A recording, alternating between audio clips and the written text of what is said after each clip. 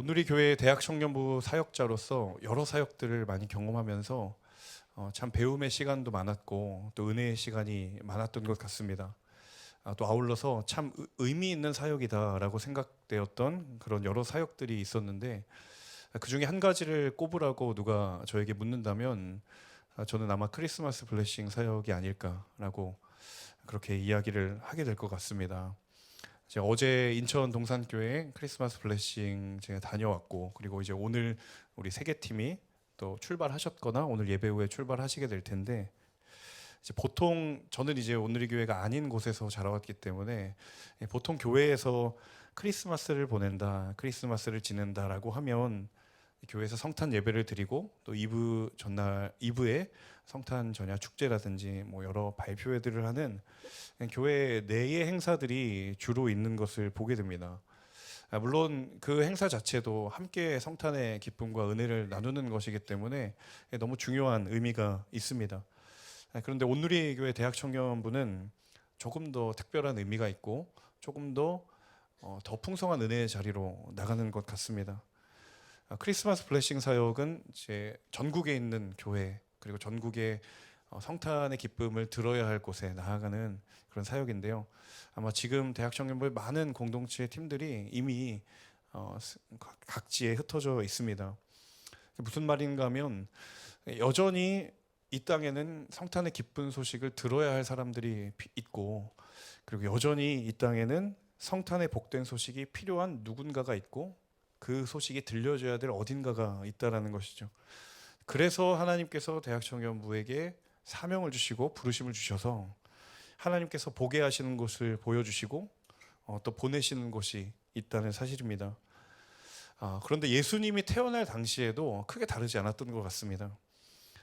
그 유대 땅에도 그 유대의 팔레스틴 지역에도 예수님의 복된 소식, 그 복된 소식을 간절히 기다리는 사람들이 있었고, 그리고 복된 소식이 꼭 필요한 절실한 곳이 있었다라는 거예요. 저는 오늘 이 말씀을 나눌 때에 우리에게 가장 삶에 필요한 곳에 바로 그 복된 소식의 의미와 은혜가 임하게 되기를 주님의 이름으로 축복합니다. 그리고 이 땅에 가장 필요한 곳에 그 복음의 기쁜 소식이 선포되는 그 회복의 역사가 있기를 주님의 이름으로 축복합니다. 다시 한번 우리 1절과 2절의 말씀을 함께 읽어보겠습니다. 함께 읽습니다. 헤롯 왕 때에 유대의 베들레헴에서 예수께서 태어나시자 동방에서 박사들이 예루살렘에 찾아와 물었습니다. 유대 사람의 왕으로 나신 분이 어디 계십니까? 우리는 동방에서 예수의 별을 보고 경배해 드리려고 왔습니다. 자, 1절 가장 앞부분에 헤롯 왕 때라는 표현이 등장합니다. 이 부분 한번 주목해 보시면 좋겠어요. 헤롯 왕 때, 예수님의 탄생이 허구나 신화가 아니라 역사적인 사실이라는 것을 성경이 이제 보여주고 있는 대목입니다. 왜냐하면 이 헤롯이라고 하는 것은 왕은 성경에서 언급된 인물이기도 하지만 일반 그 역사에도 등장하는 인물입니다. 그래서 이 헤롯 왕 때라는 말은 우리는 스쳐 지나갈지 모르겠지만 예수님의 태어나심이 역사적인 사실이구나라는 것을 가장 단적으로 보여주는 표현이죠. 자, 헤롯 왕이 어떤 인물이었는가? 역사적인 기록에 보면 이 헤롯은 이두메 사람이라고 알려져 있습니다. 또 이두메 사람은 어디냐? 이두메는 어디냐? 여러분이 잘 알고 계시는 에돔입니다. 에서의 조상이 되는 에돔이라는 지역이 바로 이두메라는 지역이죠. 그러니까 헤롯 왕이 이두메 사람이다라는 말은 이 사람은 지금 유대의 왕이 합법적으로 될 수 없는 사람입니다. 로마 시민권자도 아니고 그렇다고 유대인도 아니고 에돔이라고 하는 것은 이방 민족이었기 때문에 이 헤롯이 이두메 사람이다라는 말은 자신이 합법적으로 정당하게 왕위에 오를 수 없는 사람이다라는 것을 보여주고 있는 대목이죠.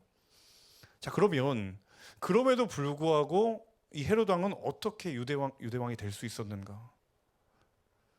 여기에는 크게 두 가지 이유가 있다라고 합니다. 첫 번째는 자신이 유대인이 아니었기 때문에 통치의 지역이 되는 그 대상이 되는 유대 지역의 민심을 사야 했어요. 근데 가장 효율적인 방법이 뭐냐면 바로 유대인과 결혼을 하는 겁니다. 정략적으로 결혼을 하는 거죠. 그래서 헤롯의 기록을 보면 이스라엘의 마지막 왕조, 그러니까 남유다가 멸망하고 그 마지막 왕조 중에 하스모니아라는 왕조가 있는데 거기에 공주랑 결혼을 합니다. 자신이 유대인들과 동질감이 있다라는 것을 정치적인 메시지를 전하려고 했던 것이죠. 그래서 유대인에게 잘 보이려고 하는 결혼이라는 수단을 선택했고요. 또 다른 하나는 무엇이냐면 아무리 그렇게 한들 반대파가 있을 수 있잖아요. 그래서 굉장히 권력에 대한 광적인 집착이 있었던 인물로 알려져 있습니다. 어느 정도였냐면 자신과 아들과 아내, 심지어 자신의 어머니도 필요에 따라 정적으로 만들어서 죽일 수 있었던 사람입니다. 성경에 나와 있지는 않지만 일반 역사에 보면 헤롯의 했던 행위들이 그렇게 기록이 되어 있어요. 자, 그런 상황입니다. 거의 제정신이 아닌 그 헤롯 왕이 통치하는 바로 그 상황, 바로 그 시대에 유대의 베들레헴에서 예수님이 태어나셨던 거예요. 제가 정말 이게 실화인가라는 것을 눈을 씻고 다시 한번 보게 된 대목이 있었는데, 어떤 대목이냐면 그 다음 구절에 동방에서 박사들이 예루살렘에 찾아와서 이 헤롯 왕에게 어떻게 물어보는가, 유대 사람의 왕으로 나신 분이 어디 계십니까? 라는 말을 물어본 거예요. 저는 이 한 문장이 굉장히 아찔하는 생각이 들었어요. 왜냐하면 유대의 왕으로 등극하려고 헤롯 왕은 온갖 수단과 방법을 가리지 않았던 인물입니다. 그런 사람이 헤롯이었어요. 헤롯의 머릿속에 유대의 왕은 누구냐? 나 말고는 없는 거예요.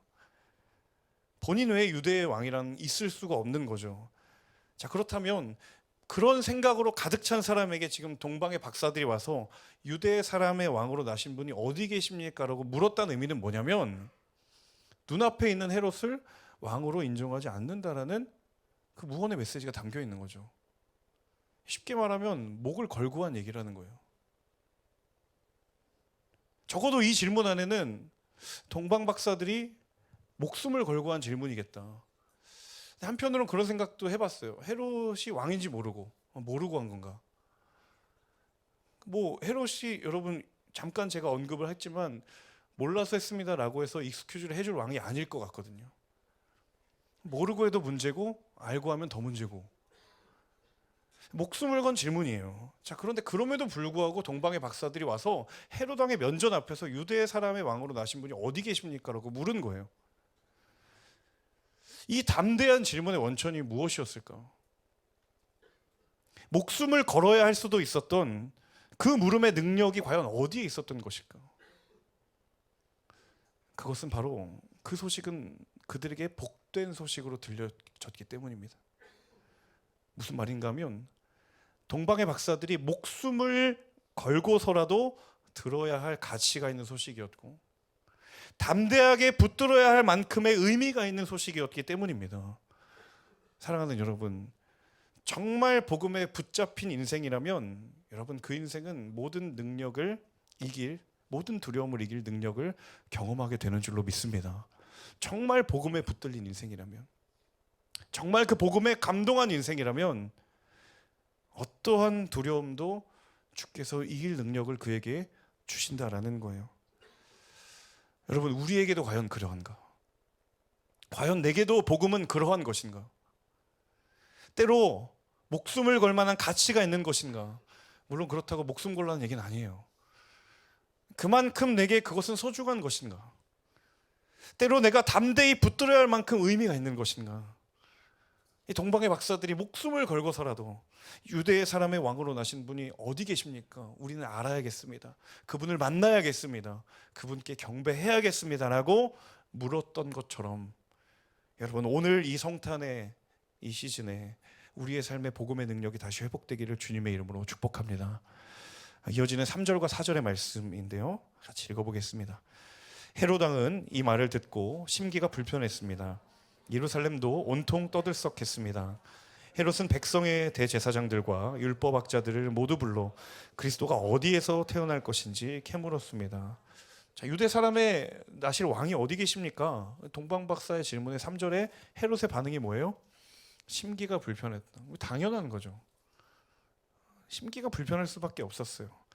자, 그리고 이어지는 3절 하반절에 이런 표현이 등장하죠. 예루살렘도 온통 떠들썩했습니다. 사실 이 떠들썩했다라는 말이 더 정확한 표현은 공포에 질려서 두려워했다라는 표현이에요. 두려워했다라는 거예요. 여러분, 근데 예루살렘도 떠들썩했다. 예루살렘도 온통 두려움과 공포로 떨었다 라고 말하는 이 예루살렘의 도시의 이름이 뭐냐면 굉장히 아이러니하게도 평강의 도시입니다. 예루살렘이라는 도시의 이름 자체가 평강의 도시예요. 평강의 도시. 굉장히 아이러니하죠. 예수님의 탄생은 분명히 기쁘고 복된 소식이었어요. 그래서 동방의 박사들은 위협을 무릅쓰고라도 그 소식을 알리기를 원했고 알기를 원했어요. 그런데 또 다른 누군가에게는 그 소식이 두려움의 소식이고 공포의 소식이고 마주할 수 없을 만한 그런 소식이었다는 거죠. 모두에게 복된 소식이 되어야 할 그 아기 예수의 탄생임에도 왜 거기에는 다른 고백이 존재하고 다른 의미가 존재했던 것이고 다른 시선이 존재했던 것일까? 여러분, 이유는 간단합니다. 그 복음을 경험하는 것이 절실히 필요하기 때문입니다. 복음을 경험하는 것이 절실히 필요하기 때문이에요. 동방의 박사들은 복음을 알았던 사람들이고 그것에 감격했던 사람들이었어요. 그런데 예루살렘은 그 복된 메시지를 경험하지 못했던 것이죠. 해마다 크리스마스 시즌이 되면 이것을 묵상하게 됩니다. 저는 이 사실을 묵상하게 됩니다. 12월 25일이 성탄절이라는 사실을 모르는 사람이 과연 있을까요? 저희 집 6살도 압니다. 네. 모든 사람들이 압니다. 종교를 막론하고 12월 25일은 성탄절이라는 것을 모든 사람이 다 압니다. 그런데 모두가 성탄의 의미에 거하고 있지는 않는다라는 거죠.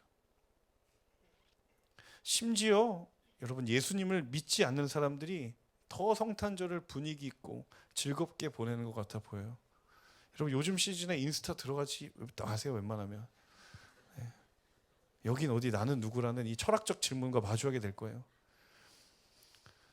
어쩌면 예수님을 모르는 사람들보다 그들이 더 성탄을 즐겁게 보내고 더 분위기 있게 보내고 더 기뻐하는 것 같아요. 그런데 복된 소식이 빠져있는 크리스마스, 주인공이 사라져버린 성탄, 그렇다면 과연 그것은 무슨 의미가 있을까?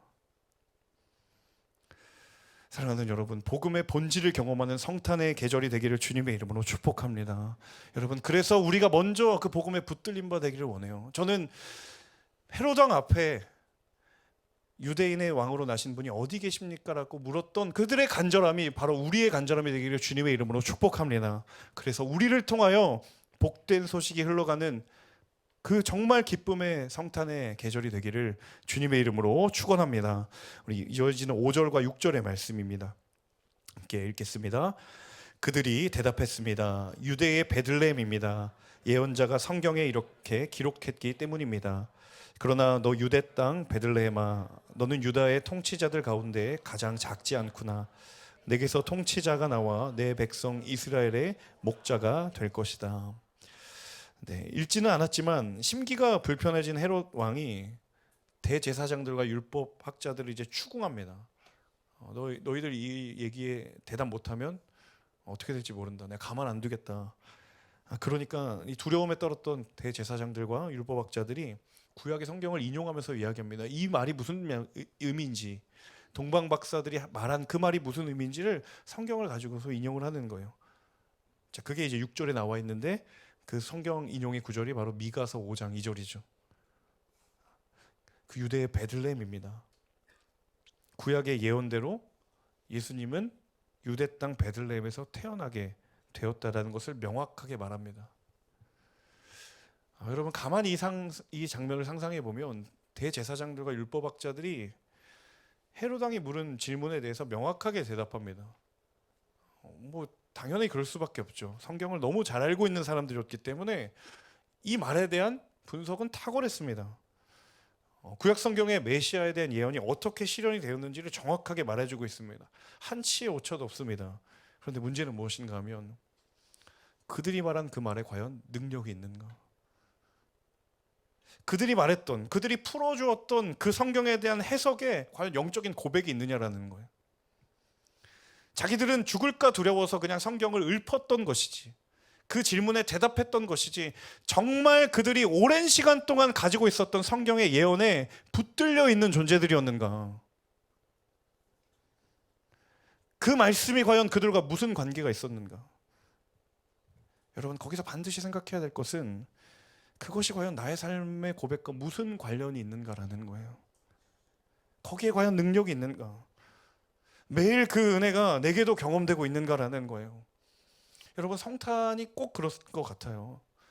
누군가가 성탄이 무슨 날입니까 물으면 우리 중에 대부분 누군가에게 설명할 수 있습니다. 그런데 그 날이 설명이 되는 날인가 아니면 은혜가 되는 날인가? 그 성탄은 내게 과연 어떤 의미가 있느냐라고 묻는다면 여러분, 여기에는 우리 각자의 고백이 다 달라질 거예요. 혹시 우리는 성탄의 의미를 지식적인 정보에 두고 있진 않은지, 그냥 달력에 지나가는 빨간 날에 이미 박제되어 버린 것은 아닌지, 사랑하는 여러분, 하나님을 아는 것을 넘어 사는 것을 원하시는 하나님이신 줄로 믿습니다. 이제는 성탄을 아는 것을 넘어 그 성탄의 의미를 살아가는 존재들로 동방의 박사들을 부르셨고 목자들을 부르셨고 그리고 우리를 부르셨던 것처럼 그 성탄의 의미를 아는 자에서 사는 자로 나아가시는 하나님의 사람들 되시기를 간절히 원합니다. 그래서 우리가 갈망하고 기도해야 될 것은요, 주님, 지식으로 충만한 삶에서 이제는 경험으로 충만한 삶으로 나아가게 하여 주옵소서. 나의 믿음의 지경을 넓혀주셔서 이제는 알았다면 살아가는 자리로 담대히 나아가는 우리가 되게 하여 주옵소서. 여러분, 이 고백으로 충만한 우리 모두가 될 수 있기를 주님의 이름으로 축복합니다. 10절과 11절 이어서 읽겠습니다. 박사들은 별을 보고 뛸 듯이 기뻤습니다. 집으로 들어가 보니 아기가, 그들은 엎드려 아기에게 경배하고 보물함을 열어 황금과 유향과 모략을 예물로 드렸습니다. 이제 박사들이 동방에서부터 예루살렘까지, 베들레헴까지 온 이유는 하나였습니다. 별을 본 거예요. 그런데 자신들이 따라가던 그 별이 아기 예수가 있는 곳에 멈추어 섰을 때 그들이 가장 먼저 보였던 반응이 무엇이었냐면 10절에 나오죠. 기쁨입니다. 기뻤던 거예요. 그리고 그들이 아기가 있는 곳으로 들어가서 아기에게 경배하고 황금과 유향과 몰약을 예물로 드렸습니다. 여러분, 경배한다는 것, 예물을 드린다는 건 다른 말로 표현하면 자기를 헌신하는, 자신을 다스리시는 분이 바로 이분임을 인정하는 행위예요. 그리고 더 나아가선 그에게 헌신을 결단하는 행위입니다. 여러분, 저를 같이 한번 따라해 볼까요? 기쁨과 헌신, 감정의 자리에서 헌신의 자리로. 네, 이 동방의 박사들이 경험했던 두 가지의 영적인 단계는 무엇이었냐면 기쁨과 헌신이었어요. 처음 별을 보고 나서 너무 기뻤어요. 이루 말할 수 없는 감정으로 기뻐했습니다. 그런데 그 아기 예수 앞에 기쁨의 감정을 가지고 나와 헌신과 경배로 삶을 드렸어요. 여러분, 복된 소식을 알게 된다면, 정말 그것을 반드시 경험하게 된다면 두 가지 반응은 반드시 있게 되는데 그것이 무엇인가 하면 바로 기쁨과 헌신입니다. 여러분, 처음 복음을 들었을 때, 혹은 이 가운데에 W 공동체가 그 하나님을 처음 만난 자리라고 한다면 여러분, 그때 그 기쁨이 어떠셨습니까? 기쁨에만 머물러 있습니까? 내게 기쁨을 주신 주를 위하여 내가 무엇을 해야 할까라는 그 질문이 성령의 감동하심 가운데 있는 거예요. 언제나 복음에 붙들렸던 사람들은 기뻐했고 기쁨의 자리, 감정의 자리에서 헌신의 자리로 나아갔습니다.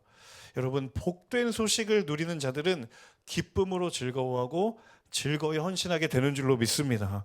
크리스마스는 분명 우리에게 하나님께서 세상이 줄 수 없는 기쁨을 허락하셨어요. 그렇다라고 한다면 이제는 기쁨을 넘어 주를 향한 기쁨의 헌신의 자리로 나아갈 수 있기를 간절히 원합니다.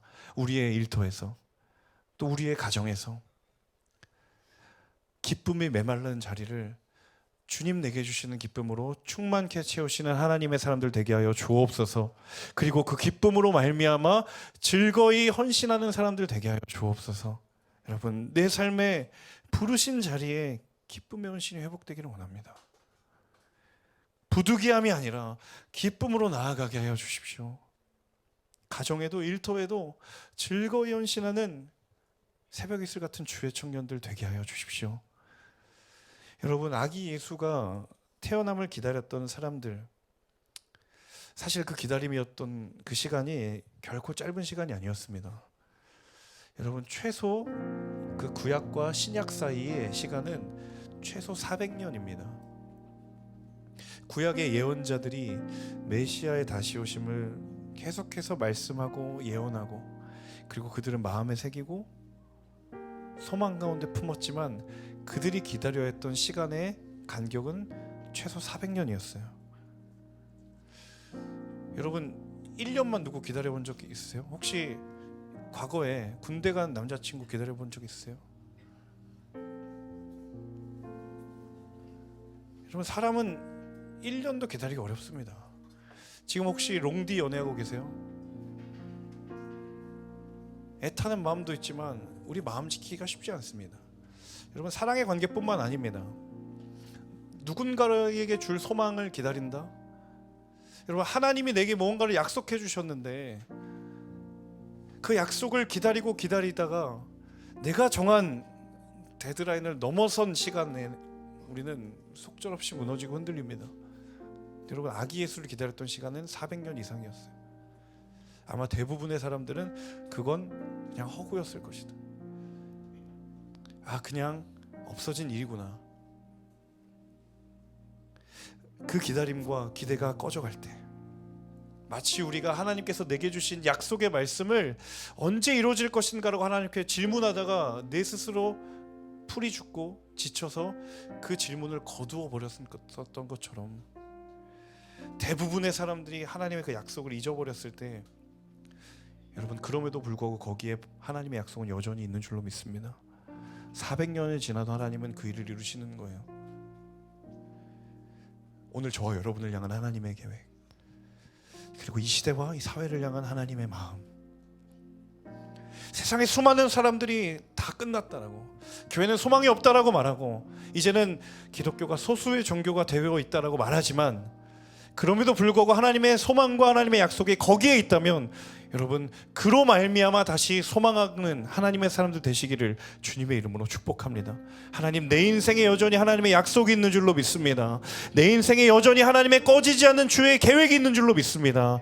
여러분, 그 믿음의 약속을 힘입어 다시 한번 우리 앞에 주어진 삶의 자리를 담대히 나아가는 하나님의 사람들 모두가 되시기를 주님의 이름으로 축원합니다. 함께 이 시간 찬양하고 기도할 텐데요, 하나님, 그런 우리의 삶의 현실의 한숨들을 바꾸시는 그 선하신 주님을 내가 다시 찬양하고 신뢰합니다. 주여, 내 삶의 자리 가운데에 말씀의 약속으로 임하여 주옵소서. 함께 찬양하고 기도하겠습니다.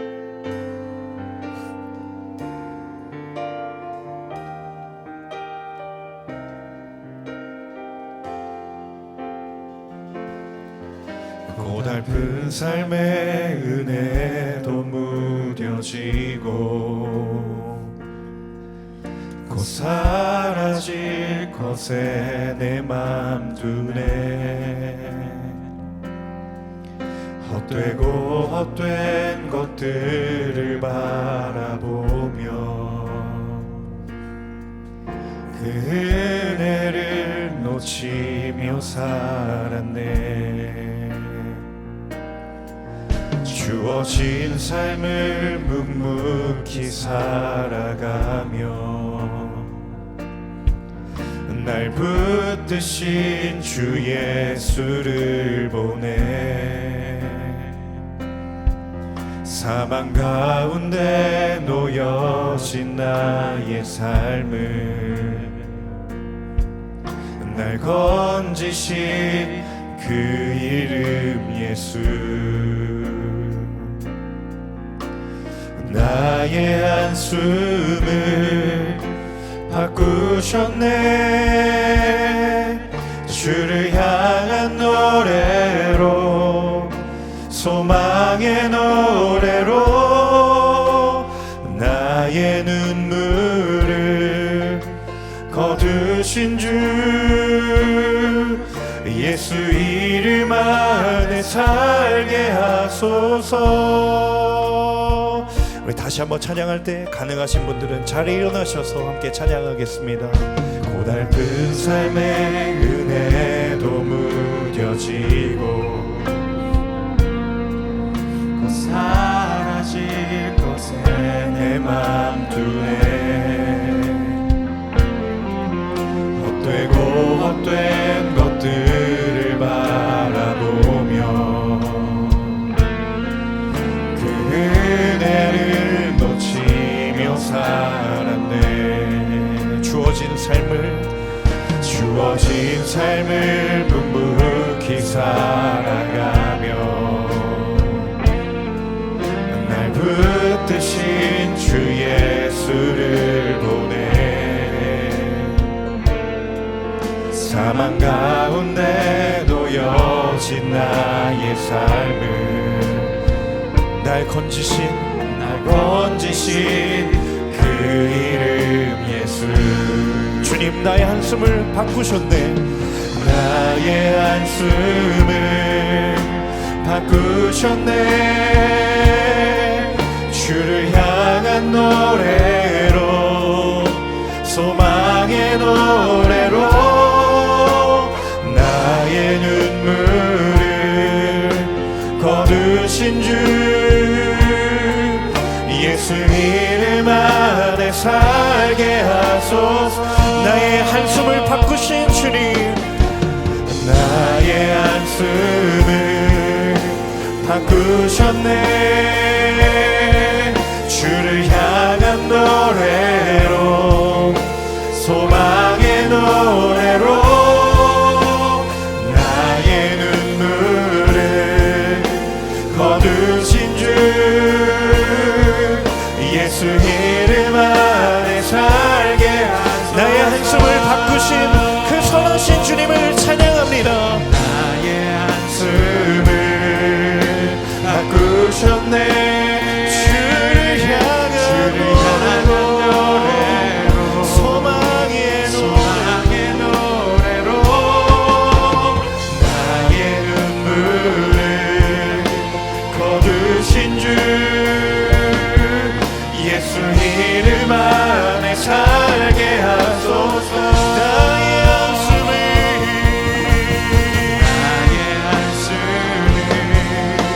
바꾸셨네. 주를 향한 노래로 소망의 노래로 나의 눈물을 거두신 주 예수 이름 안에 살게 하소서. 나의 한숨을 바꾸셨네. 주를 향한 노래로 소망의 노래로 나의 눈물을 거두신 주 예수 이름 안에 살게 하소서. 함께 이 시간 기도할 때 하나님 그 주의 복된 소식 앞에 우리가 전심으로 다시 한번 엎드리기를 원합니다. 나를 살리신, 내게 다시 한번 기쁨의 근원이 되시고 소망의 이유가 되게 하시는 그 주 예수 그리스도의 복음에 붙들린 인생이 되게 하여 주옵소서. 그 복음은 어떠한 두려움도 담대히 이길 능력이 있는 줄로 믿습니다.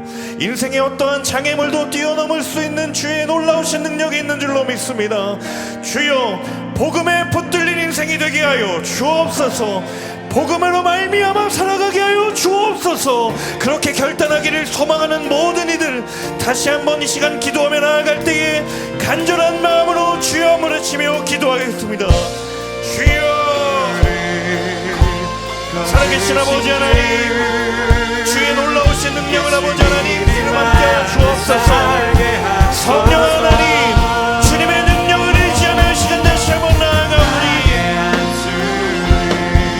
주님 복음으로 말미암아 살아가는 인생이 되게 하여 주옵소서. 하나님 믿음으로 말미암아 살아가게 하여 주시고 우리 인생의 복음의 능력이 필요한 곳에 담대히 나아가는 하나님의 사람들 되게 하여 주옵소서. 성령 하나님, 우리 연약한 믿음을 담대하게 하여 주옵소서. 주님 그 복음의 능력이 우리의 삶의 모든 자리마다 회복되는 역사가 있게 하여 주옵소서.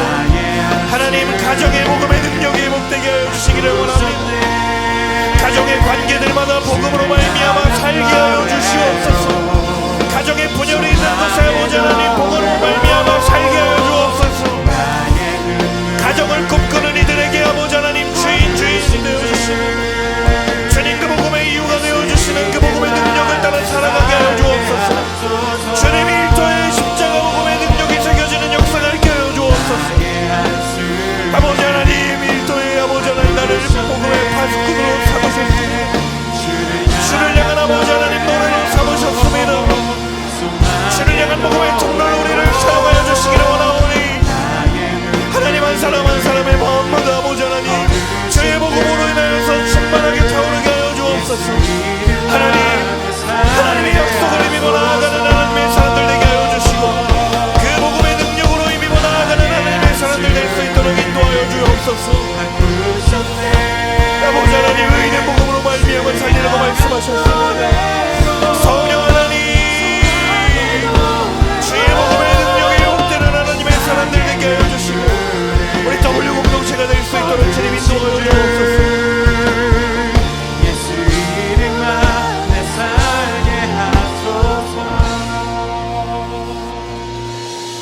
우리 이 시간 다시 한번 기도하며 나아갈 때 하나님 올 한 해 그 첫 발걸음을 내디디면서 하나님 내게 주셨던 그 감사의 고백과 약속의 고백이 어느덧 희미해져 버린 나의 믿음의 자리를 바라보며 시간 그때 내게 주셨던 그 약속을 다시 한번 기억하기를 원합니다.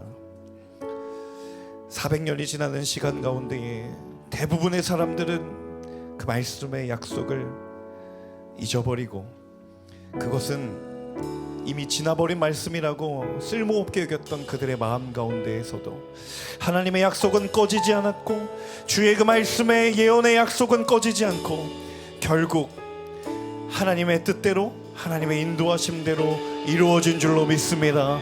오 하나님 내게도 그 하나님의 인도하심과 그 하나님의 역사하심을 허락하여 주옵소서. 내가 그 하나님의 인도하심을 바라보며 믿음 놓아요 주옵소서. 우리의 삶에 주신 하나님의 약속들을 다시 한번 주께 고백하며 이 시간 다시 한번 기도하며 나아갈 때에 주여 한번 외치며 기도하겠습니다. 주여 살아계신 아버지 하나님, 아버지 하나님 주님의 능력을 의지합니다.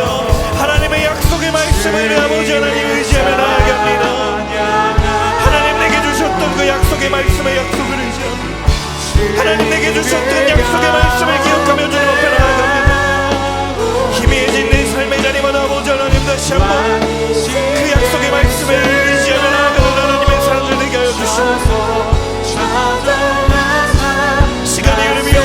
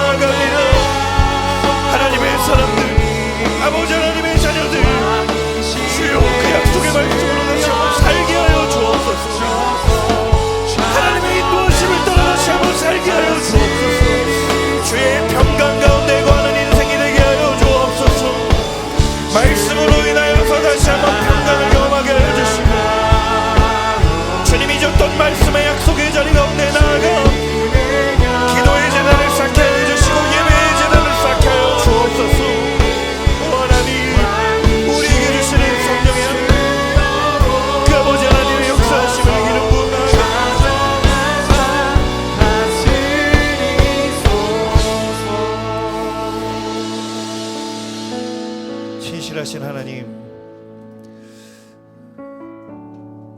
매년 이맘때쯤이 되면 알 수 없는 설레임, 또 막연함, 기분 좋음으로 이 시즌을 보내고 있는 세상의 수많은 사람들 속에 하나님, 우리는 성탄의 비밀을, 그 성탄의 기복된 소식을 아는 자로 하나님 우리를 택하시고 부르신 줄로 믿습니다.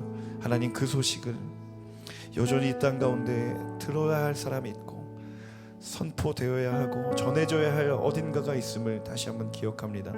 하나님, 그 일이 나를 통해 이루어지기에 하나님, 가장 먼저 나를 복음에 붙들린 인생으로 부르시기를 원하시는 줄로 믿습니다. 하나님, 그 복음의 능력이 절대 권력 헤롯 왕 앞에서도 담대하게 선포하였던 동방의 박사들의 고백처럼, 주님, 내게도 그 복음의 능력을 더하여 주옵소서. 내게도 그 복음의 담대함을 더하여 주옵소서. 하나님, 복음으로 말미암아 살게 하시고, 복음으로 말미암아 기도하게 하시고, 복음으로 말미암아 선택하게 하시고, 복음으로 말미암아 화평케 하는 주님의 귀한 도구가 되게 하여 주옵소서. 주님, 우리의 일터와 우리의 가정이 그 기쁨의 소식으로 다시 한번 회복되기를 원합니다. 이 일을 위하여 우리를 부르셨으니 하나님, 내가 먼저 주의 탄생하심으로 인하여 기뻐하게 하시고 기쁨을 넘어서 즐거이 헌신하게 하시며, 하나님, 그곳에서 주를 더욱 사랑하는 하나님의 사람들 모두가 될 수 있도록 주님 인도하여 주시옵소서. 하나님, 모두가 기뻐하는 듯 보이고 그 기쁨에 나는 소외된 것처럼 보이는 우리 안에 있는 하나님 원하시지 않는 마음들이 여전히 있다고 한다면, 하나님, 슬픔 대신 희락을, 죄 대신 화관을 입히시는 하나님의 능력의 역사를 경험하는 은혜의 사람들 모두가 될 수 있도록 주님 축복하여 주옵소서. 그렇게 행하실 주님의 이름을 찬양하고 감사드리며 이 모든 말씀 살아계신 주 예수님의 이름으로 감사하며 기도합니다. 아멘. 우리 살아계신 하나님께 감사와 영광의 박수 올려드리겠습니다. 아멘.